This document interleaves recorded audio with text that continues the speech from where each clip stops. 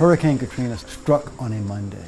So 1 week later, things have settled at least to the point where you found many of your people, you have a sense of where you are, you realize you're not going home soon. I remember we were really concerned about where everybody was, were they safe, what their living conditions might be in. So, of course, all the cell phone towers were down, the communication was very difficult.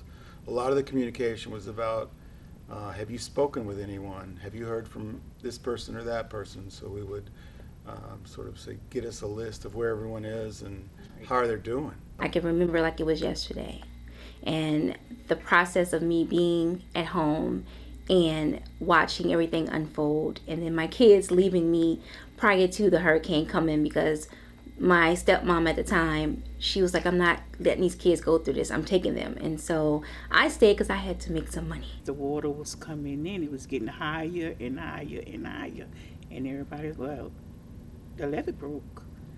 The water is coming in and everybody have to get out. We watch people drown, and me want to be a hero to stay here to help. Mm-hmm.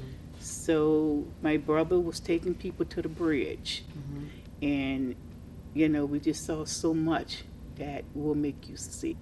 People floating in water, people in ice boxes, people in cars, and it was just people that was tied up on things that they couldn't get away. You could look around, everywhere you looked there was obvious destruction and obvious need. We were all scrambling for radios. It was really, tuning in to WWL. They were relaying so much information. We were able, trying to gather. There was so many rumors circulating. And when I first came back into the city, I really was just so surprised by how I really couldn't recognize the city, like all the landmarks you expect to see, and just the state of chaos on the streets. Again, day by day, I'm trying to find my family. So for 3 days, I didn't know where my family was, and I'm talking to my family, and they're in the shelter. That was a lot. My family in Napoleonville, but we slept in the car wash. We slept in store lots until we found the old house. And I heard by the time I made it to Lake Charles that the water was rising, and my mom and my grandparents were stuck. And I felt like I had overcome something by getting away, and they were still stuck behind. It wasn't our family house. It was a house in Napoleonville that someone my mother knowed. It was a shut down house, an old house. So he offered us to open the house up and make a house out of it until we get better. And that's what we did. We put lights on, got water on, and we took all the bowls off the house, and we all slept together in that house. And I remember the communication was in and out. Like, it wouldn't always work. So when it did work, we sort of had to send a message out, and then we let it know that we were setting up housing at our factory. We were bringing in trailers. We were having them hooked up. We were sending out money because of course people's paychecks had stopped, and so we wanted to make sure that their pay was as uninterrupted as we could make it. Once we were up and operating and gotten some of our staff back, shortly thereafter we were being contacted about people doing feeding operations.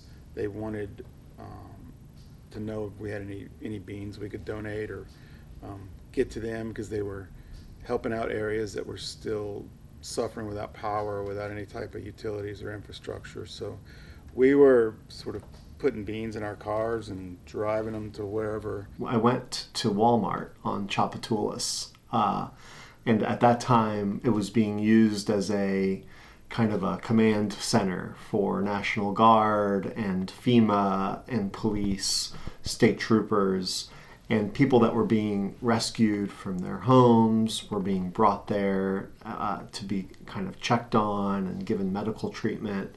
That was kind of ground zero for a lot of the military and recovery effort command in downtown New Orleans. And I walked through this Walmart with a goal that I was going to get some food and cook just for whoever was hungry. There was really no perishable food available. The refrigerators and everything had gone down days before. So I pick up a big bag of Camellia red beans and a crawfish boil pot and a big propane tank and out into the parking lot and started cooking and making red beans. And I was giving people really their first hot meal in several days. So I'm living in a FEMA hotel with a bunch of other locals who are trying to figure it out. And a light bulb, it just went off and said Camellia beans. And so I went to Publix, got a bag of Camellia beans, and just the whole pit of me just knew what beans did for me and my family. My grandfather was the red bean guy in our family. So whenever grandpa was fixing red beans, we all felt good. So I wanted that same feeling to offer it to other people.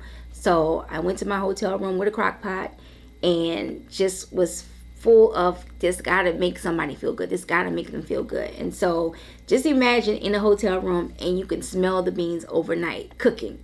The next day when I set that table up outside that hotel room, and just to see how people were happy and crying and just saying how it reminded them of home, just for that moment, I knew that I wanted to continue doing that. And so that became, it was beyond Monday, because it was Hurricane Katrina and we just wanted to feel home. So I just wasn't going to leave it till Monday. I wanted to do it more. We became friends from me sharing these red beans. And I can say I'll never forget, maybe this went on because I continued it. Even when I found the house, I continued this process. And Daryl went on one day to tell me that he had been in the streets for 17 years. He hadn't seen his family. And it's just over a bowl of red beans that we're doing this. But I can say today that we became friends, and Daryl has now 5 years clean. And so they decided that they would gather all the people we knew who had fled to the Baton Rouge area. And we would have a red beans and rice dinner 1 week after Katrina struck. That was an act of faith in ourselves, an act of faith in our city, and a reaffirmation of the strength and importance of our culture. Gathering then to share red beans and rice with other people from New Orleans was kind of like having communion in church. It's a reconnection of you with the community and with something more powerful than you as an individual.